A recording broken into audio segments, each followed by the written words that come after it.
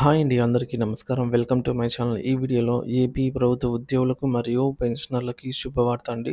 12వ PRC కొత్త pay scales table విడుదల. పూర్తి వివరాలు వీడియోలో తెలుసుకుందాం. వీడియోని ఎక్కడే కానీ స్కిప్ చేయకుండా ఎండ్ వరకు చూడండి. అప్పుడే ఇన్ఫర్మేషన్ పూర్తిగా అర్థమవుతుంది. వీడియో చూస్తున్న ప్రతి ఒక్కరు వీడియోకి లైక్ చేయండి ఫ్రెండ్స్. వీడియోని తోటి ఉద్యోగ పెన్షన్ మిత్రులతో అయితే షేర్ చేయండి. కొత్తగా మన ఛానల్ చూస్తున్నవారు సబ్స్క్రైబ్ చేసుకోకుంటే వెంటనే మన ఛానల్ని సబ్స్క్రైబ్ చేసుకోండి. దీని ద్వారా నేను చేసే లేటెస్ట్ వీడియోస్ అన్నీ మీ వరకు రీచ్ అవుతాయి. ఇక ఆలస్యం చేయకుండా వివరాల్లోకి అయితే వెళ్ళిపోదాము. ఏపీ ఉద్యోగులు, ఉపాధ్యాయులు, పెన్షనర్లకు 12వ పీఆర్సీపై తాజా సమాచారం అందింది. ఆంధ్రప్రదేశ్ రాష్ట్ర ప్రభుత్వ ఉద్యోగులు, ఉపాధ్యాయులు మరియు పెన్షనర్లకు 12వ పీఆర్సీకి సంబంధించి ఒక ముఖ్యమైన అప్డేట్ రావడం జరిగిందండి. ఈ అంశంపై కదలిక అయితే ప్రారంభమైంది. ఆంధ్రప్రదేశ్ ప్రభుత్వం ఉద్యోగులకు ఒక శుభవార్త అందించనుంది. ఎన్నికల సమయంలో ఇచ్చినటువంటి హామీలను నెరవేర్చేందుకు ప్రభుత్వం చర్యలు చేపట్టింది. ముఖ్యమంత్రి చంద్రబాబు గారితో ఉద్యోగ సంఘాల సమావేశం. ఈ నెల చివరి వారంలో గౌరవనీయులైన ముఖ్యమంత్రి చంద్రబాబు నాయుడు గారు ఉద్యోగ సంఘాలతో సమావేశం కానున్నారు. ఈ మేరకు వారితో చర్చలు జరపనున్నారు. ఈ విషయాన్ని ఆంధ్రప్రదేశ్ ఎన్జీఓల సంఘం స్వయంగా వెల్లడించింది. ముఖ్యమంత్రిగా బాధ్యతలు స్వీకరించిన తర్వాత ఎన్జీఓల సంఘం చంద్రబాబు నాయుడు గారిని ఈ విధంగా కలిసిన సందర్భంగా వారైతే తెలియజేశారు. ఒక ఉద్యోగ సంఘాల ప్రధాన డిమాండ్లు. గత ప్రభుత్వ హయాంలో ఉద్యోగులకు చెల్లించాల్సిన బకాయిలు, 11వ పీఆర్సీ బకాయిలు, అలాగే డిఆర్ బకాయిలను 2018 నుంచి ఇప్పటి వరకు 200 పైగా ఉన్నటువంటి డిఆర్ బకాయిలు, ఈహెచ్ఎస్ ద్వారా క్యాష్లెస్ ట్రీట్మెంటు, 12వ పీఆర్సీ కమిషన్ను వెంటనే నియమించాలని కూటమి ప్రభుత్వం ఇచ్చినటువంటి హామీ మేరకు మంచి ఐఆర్ అంటే మధ్యంతర వృత్తిని వెంటనే ప్రకటించాలని ఉద్యోగ సంఘాలు కోరాయి. అలాగే రిటైర్మెంట్ బెనిఫిట్లు, బకాయిలను వెంటనే చెల్లించాలని, బహుళ సంఘాల సభ్యత్వాలను రద్దు చేయాలని కోరారు. 12వ పీఆర్సీ అమలు వలన జరిగే లాభాలు. 12వ పీఆర్సీ అమల్లోకి వస్తే ఉద్యోగ పెన్షనర్లకు అనేక ప్రయోజనాలు చేకూరుతాయి. వేతన సవరణ సంఘం సిఫార్సులను ప్రభుత్వం ఆమోదిస్తే ఉద్యోగుల జీతాలు పెరగడంతో పాటు ఇతర ప్రయోజనాలు కూడా లభిస్తాయి. 12వ పీఆర్సీ స్థితిగతులు. 12వ పీఆర్సీ కమిషన్ ఏర్పాటు చేస్తూ గత ప్రభుత్వం జీవోఎంఎస్ నంబర్ 68ని విడుదల చేసింది. కానీ అప్పటి పీఆర్సీ కమిషన్ రాజీనామా అయితే చేశారు, మనందరికీ తెలిసిందే. ఇక దీని ద్వారా ఉద్యోగుల వేతన సవరణ అయితే జరగనుందండి. 12వ పీఆర్సీకి సంబంధించి 2023 జూలై నాటికి ఉన్నటువంటి డిఏను బేసిక్లో కలుపుతారు. ఫిట్మెంట్ అనేది చాలా కీలకం పీఆర్సీ ఇచ్చే సమయంలో. దీన్ని కూడా నిర్ణయించి బేసిక్లో కలుపుతారు. ఇక ఫార్ములా చూసుకున్నట్లయితే old basic pay plus new DA ఎంత ఉంటే అంత, అలాగే fitment equals to new basic pay అవుతుంది. కొత్త బేసిక్ పే ఆధారంగా హెచ్ఆర్ఏ హౌస్ రెంటల్ అలవెన్స్ పెరుగుతుంది. హెచ్ఆర్ఏ అనేది పెన్షనర్లకి వర్తించదు. ఉద్యోగులకు మరియు ఉపాధ్యాయులకు పీరియాడికల్ ఇంక్రిమెంట్ కొత్త బేసిక్ పేను బట్టి పెరుగుతాయన్నమాట. 6, 12, 18, 24 సంవత్సరాలకు ఇచ్చేటటువంటి ఇంక్రిమెంట్లు కూడా పెరుగుతాయి. పెన్షనర్లకు అదనపు ప్రయోజనాలు. పెన్షనర్లకు అడిషనల్ క్వాంటమ్ ఆఫ్ పెన్షన్ వర్తిస్తుంది. ఇది కొత్త బేసిక్ పే ఆధారంగా లభిస్తుంది. 70 సంవత్సరాలు పైబడిన రిటైర్ ఉద్యోగులకు ఇది అందుబాటులో ఉంటుంది. డిఏ రేటు మరియు టీఏ రేటు కూడా పెరుగుతాయి. పే స్కేల్స్ కూడా మారే అవకాశం ఉంది. కొత్త పే స్కేల్స్ ఎలా ఉండబోతున్నాయి? కొత్తగా వేతనాలు అమలు చేయబోయే 12వ పీఆర్సీలో కొత్త పే స్కేల్ ప్రకారంగా మూల వేతనాలు ఎలా ఉండవచ్చు అనే దానిపైన అంచనాలు ఉన్నాయి.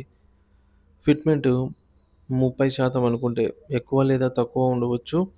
సో యావరేజ్గా 30% అనుకుంటే గత ప్రభుత్వం గరిష్టంగా 42% కూడా ఫిట్మెంట్ అయితే ఇవ్వడం జరిగింది. సో ఈసారి ఆర్థిక పరిస్థితులను బట్టి 30% ఫిట్మెంట్ ఉండే అవకాశం ఉన్నట్లుంది. సో ఫిట్మెంట్ ఖరారైన తర్వాత పే స్కేల్లో మార్పు ఉండవచ్చు. ప్రస్తుతానికి అందుబాటులో ఉన్న సమాచారం ప్రకారం ఒక టేబుల్ ద్వారా అంచనా వేయవచ్చు. ఫార్ములా అండి, old basic pay plus new DA DA plus fitment equals to new basic pay అవుతుంది. ఇక్కడ ఉదాహరణకు ఒక ఉద్యోగి యొక్క బేసిక్ పే అనేది 51,000 అనుకుంటే 12వ పీఆర్సీ అమలైతే అతని జీతం ఎంత అవుతుందో చూద్దాము. మూల వేతనం ప్లస్ 2023 నాటి డిఏ 33.67% ప్లస్ మినిమమ్ ఫిట్‌మెంట్ 30% అనుకుంటే కొత్త జీతం వస్తుంది. ఎంత వస్తుందనేది క్యాలిక్యులేట్ చేద్దాం ఫ్రెండ్స్. సో, చూడొచ్చు ఇక్కడ. సో, బేసిక్ పే అనేది 51,000 కాబట్టి 51,000 ఇది మనకు బేసిక్ పే.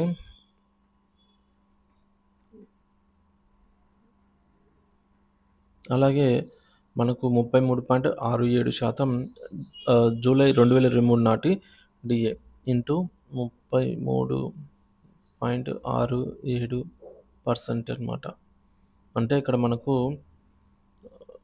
డిఏ వచ్చేసి ఈ విధంగా రూ. 17,171 అవుతుంది.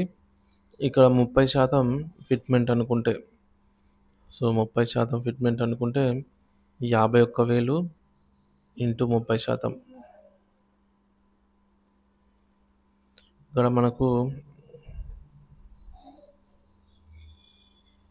ఫిట్‌మెంట్ వచ్చేసి 15,300 అవుతుందన్నమాట.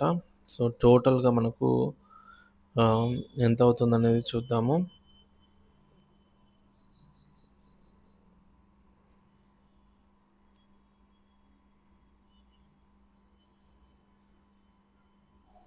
సో, రూ. 83,471 అయితే అయ్యిందనమాట. సో, దాని బేసిక్ పేకి కాకుండా ఇక ఇదే విధంగా చూసుకున్నట్లయితే మొత్తం మీద 25,000-30,000 వరకు జీతం అయితే పెరిగే అవకాశం ఉంది. కనీసం 60-65% జీతం పెరిగే అవకాశం ఉంది. కాబట్టి ఉద్యోగ పెన్షనర్లు త్వరితగతిన ఈ 12వ పీఆర్సీని ఇంప్లిమెంట్ చేయండి. ఈ నష్టాన్ని భరించలేకపోతున్నాము అనైతే ప్రభుత్వాన్ని వేడుకుంటున్నారనమాట. సో, కొత్త పీఆర్సీ, కొత్త పే స్కేల్ యొక్క టేబుల్ అంచనా అయితే ఇక్కడ మనం చూడొచ్చు. New basic pay in 12th PRC approximately అండి. ఇక్కడ 19,000 బేసిక్ పే ఉన్న వారికి 33.67%తో డిఏ ప్లస్ ఫిట్‌మెంట్ 30% 5,700 అవుతుంది. మొత్తం కలిపి new basic pay, basic pay into DA, basic pay plus DA plus fitment. So, రూ. 31,097 అవుతుంది. సో, ఇదే విధంగా మనము బేసిక్ పే పెరిగే ఆధారంగా ఈ టేబుల్‌లో చూడవచ్చనమాట. 22,000 బేసిక్ ఉన్న వారికి రూ. 36,007 అవుతుంది. అలాగే 27,100 బేసిక్ ఉన్న వారికి రూ. 44,355 రావటం జరుగుతుంది. 32,800 బేసిక్ పే ఉన్న వారికి రూ. 53,684.